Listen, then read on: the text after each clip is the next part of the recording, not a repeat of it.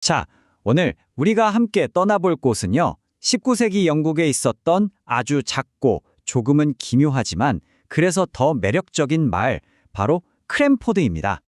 어떠세요? 이 문장 하나만 봐도 이 마을의 분위기가 확 느껴지지 않으세요? 바로 이겁니다. 크랜퍼드는 말이죠. 여성들이 모든 걸 꽉 쥐고 있는 그런 세상이에요. 네, 진짜 그래요. 크랜포드라는 곳은요, 남자를 찾아보기가 정말 힘들어요. 대신에 아주 기품 있는 미혼 여성들이 모여서 마을의 모든 걸 이끌어가는 거죠. 이분들이 자기들 세상을 다스리는 방식을 보면요. 이게 참 구체적이면서도 어떨 땐 되게 웃겨요. 보세요. 문학이나 정치 같은 좀 큰 문제들 있잖아요. 그런 것도 직접 결정하고요. 그러다가도 정원에 꽃 훔쳐가는 꼬마애들 혼내고 심지어 정원에 들어온 거위떼 쫓아내는 것까지 다 직접 하시는 거예요. 제일 재밌는 게 뭐냐면요.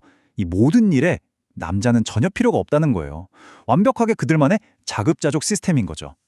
크랜포드에는요, 마치 보이지 않는 헌법 같은 게 있어요. 글로 쓰여 있진 않지만 모두가 철저하게 지키는 그런 규칙이요. 이 마을의 모든 건 아주 독특한 경제적 그리고 사회적인 원칙 위에서 돌아가거든요. 그 원칙의 한가운데 있는 건 뭐냐면 바로 우아한 절약이라는 개념이에요.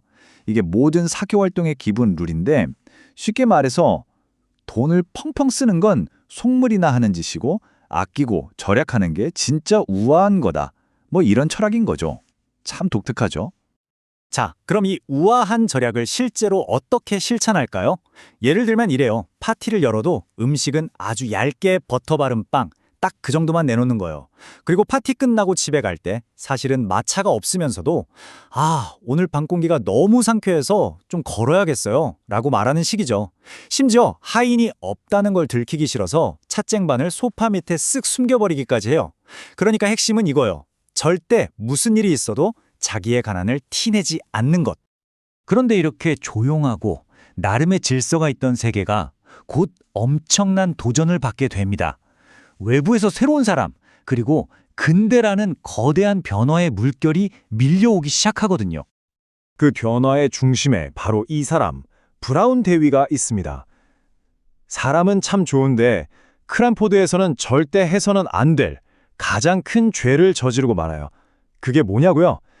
바로 저는 가난합니다라고 대놓고 말해버린 거예요. 이곳 세대와 신세대의 충돌이 아주 재밌게 드러나는 장면이 바로 이 문학 취향 논쟁이에요. 마을의 여론 주도자 젠킨스 양은 역시 글은 존슨 박사처럼 묵직해야지 하는 고전파고요.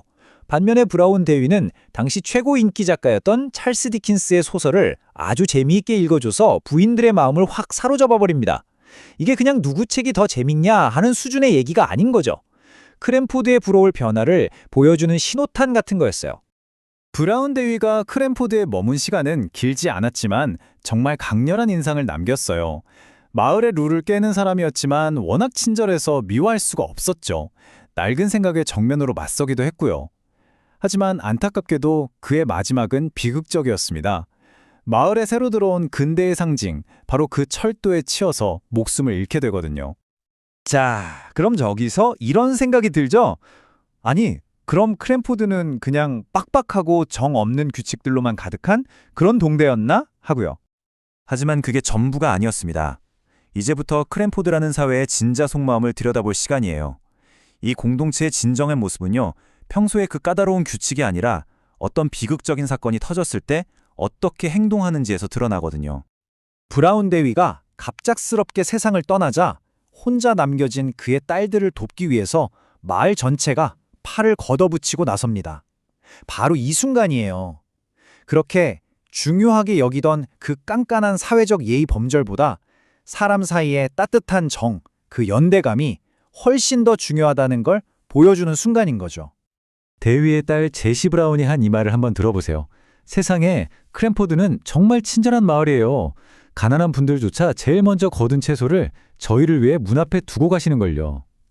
이 말 한마디에 모든 게 담겨 있죠. 그 큰 슬픔 속에서도 그녀는 크랜포드의 진짜 따뜻함을 온몸으로 느꼈던 겁니다. 말뿐만이 아니었어요.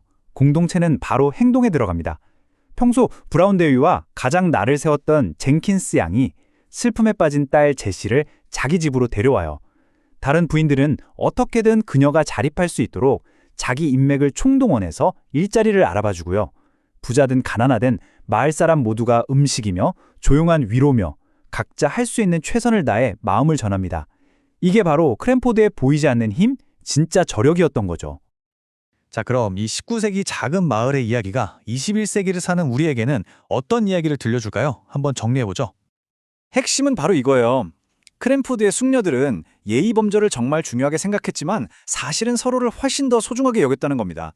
겉으로 보기엔 좀 까다로워 보이는 그 규칙들 안에는요, 서로를 지탱해주는 아주 강력한 인간적인 유대감과 친절함이 흐르고 있었던 거죠.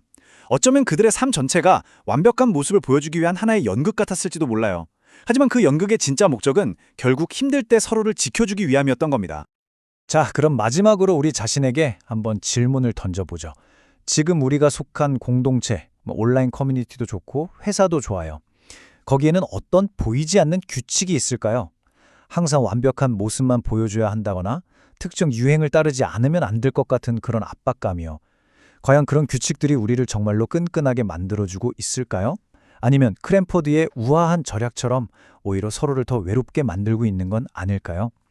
이 작은 마을 크랜포드의 이야기는 바로 우리 자신의 사회적인 모습, 그 가면 뒤에 숨겨진 진짜 마음을 비춰보는 거울이 되어주는 것 같습니다.